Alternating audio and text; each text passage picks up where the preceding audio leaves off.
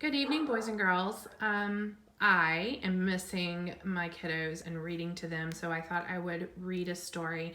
This is called The Lion Inside. The author is Rachel Bright, illustrators Jim Field.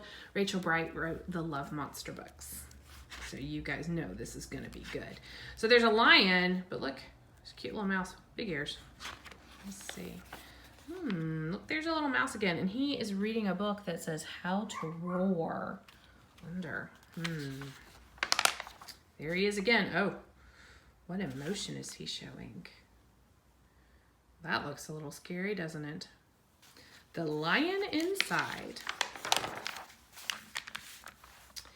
In a dry, dusty place where the sand sparkled gold stood a mighty flat rock, all craggy and old. And under that rock, in a tiny full house, lived the littlest, quietest, meekest brown mouse. Oh, there he is.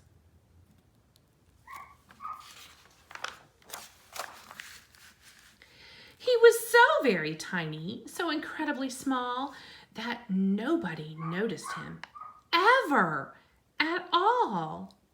Look at all those animals, and look, there he is. Hello. He got stepped on and sat on. He missed out on stuff, ignored and forgotten. His mouse life was tough. Ow! Ouch! Oh, that's just pitiful. Meanwhile, far above, on top of the rock, times were quite different. It was Lion O'Clock. Looks a little proud in that picture. This huge, toothy creature made sure everyone saw how important he was by how loud he could roar.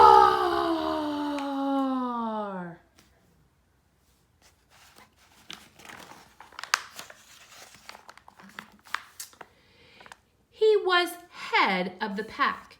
He was shouty and proud. He loved flexing his biceps and wowing the crowd.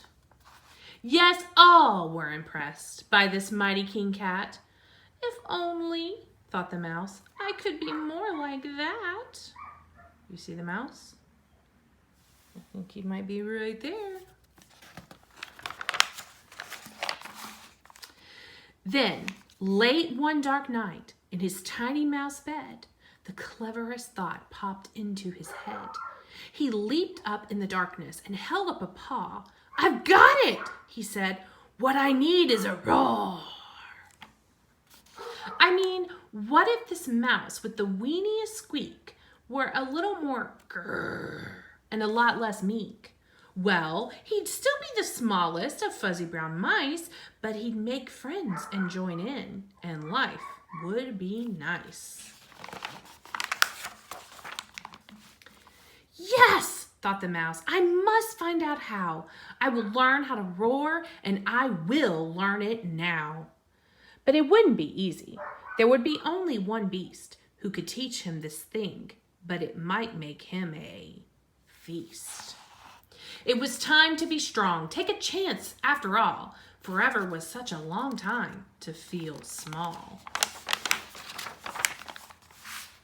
So he made himself brave, and he thought like a winner. He set off to the top, hoping not to be dinner. It felt like the scariest thing he could do, but if you want to change, you first have to change you. Ooh, I like that one.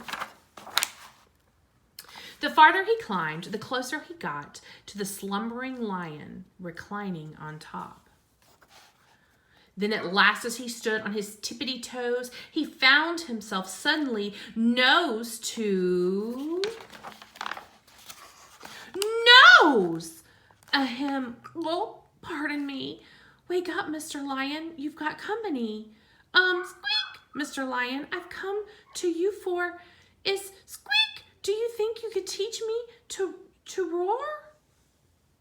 What do you think the lion's gonna say? A silence befell that twinkling plain. Lion opened his eyes and puffed out his mane. He went to it slowly. It felt like a week. Then he opened his mouth and let out an... eek!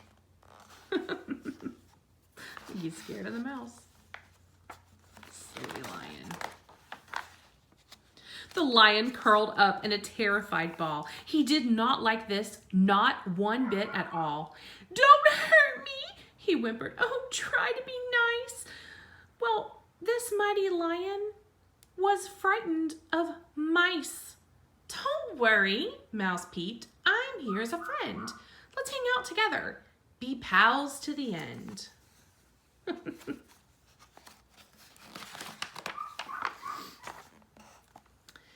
That was a magical moment, for sure, when the mouse didn't feel at all small anymore.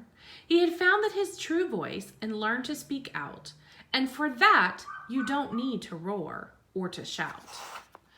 And from that day and always, the two were a pair. They both liked that rock better, now that the rock was to share.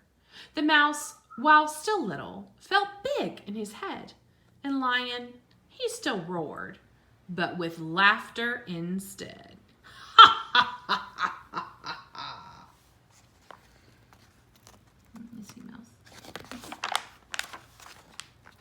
Yes, that day both learned that no matter your size, we all have a mouse and a lion inside. There's little mouse. Oh, that was a good one. Do you feel your lion inside? Do you feel your mouse inside? All right, I'll talk to you guys later.